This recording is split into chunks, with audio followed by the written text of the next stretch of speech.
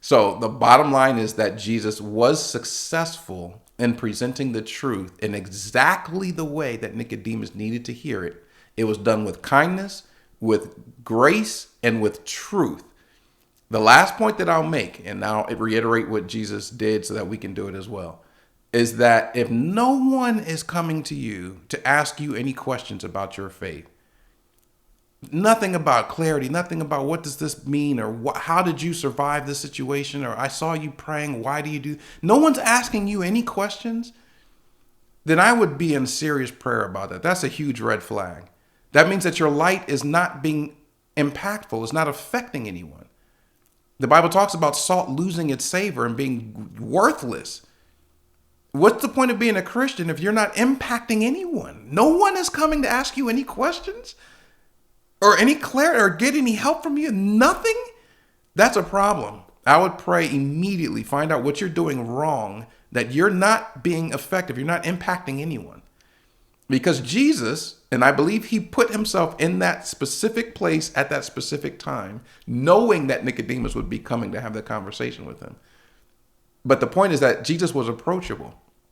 Jesus drew people to him simply by how he lived, what he did, what he said. The same should hold true for us. So just as Jesus was approachable and intentional in his life and in his conversation, we must be as well. Jesus was strategic. We have to keep that in mind. We must be strategic as well. Focused on the spiritual, the aspect that is a true part of life, but simply because we can't see it doesn't mean that it's untrue. And many people reject it as a result. And we need to convince them that it is true with the evidence that proves that it's true. We need to understand the importance of salvation and to stress that in our conversations.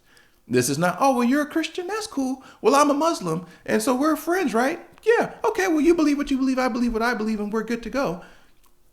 No, there's more to that than just my belief versus your belief. It's what's true versus what's false. And any belief that's based on what is false is a bad belief. We should not believe it. It's dangerous, right? And we should believe what's true. We need to stress salvation. We need to expose sinful conditions, but do it in a graceful way. The point is not to condemn the person. The point is for the person to understand and recognize their sinful undoneness so that they can be saved. That's critical. We have to challenge them to change. We have to warn them of the consequences. Judgment is coming. And finally, we must point to the solution, which is Jesus Christ. That's the culmination of this very short conversation, and quite a lot that we can glean from that. The question for us now is, are we going to take these things and put them into practice? There are people who actually watch these Bible studies and take notes every time and do Bible studies themselves, and they rewatch and they contact me and ask questions, and it's an ongoing learning process.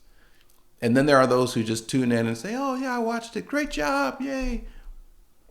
And then they go about their business. Until next week, while I appreciate you watching, if you're not going to apply these things, if you're not learning and growing, changing and doing what's right, then it's a fruitless exercise. It's just box checking.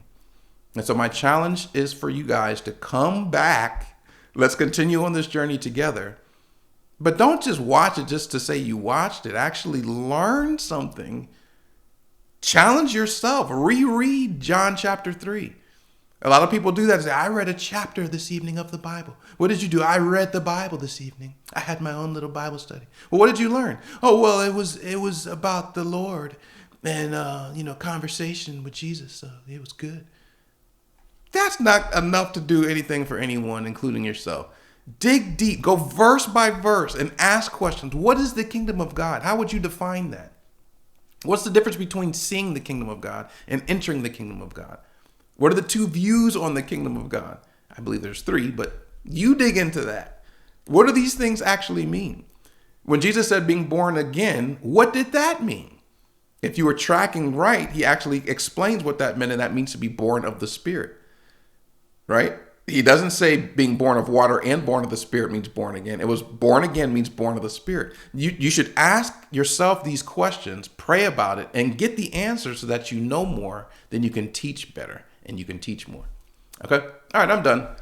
My prayer is that you guys enjoyed this, that you learned something, and that you come back. I love you. I appreciate you. And I look forward to seeing you next week. Thank you so much, and be safe. God bless you.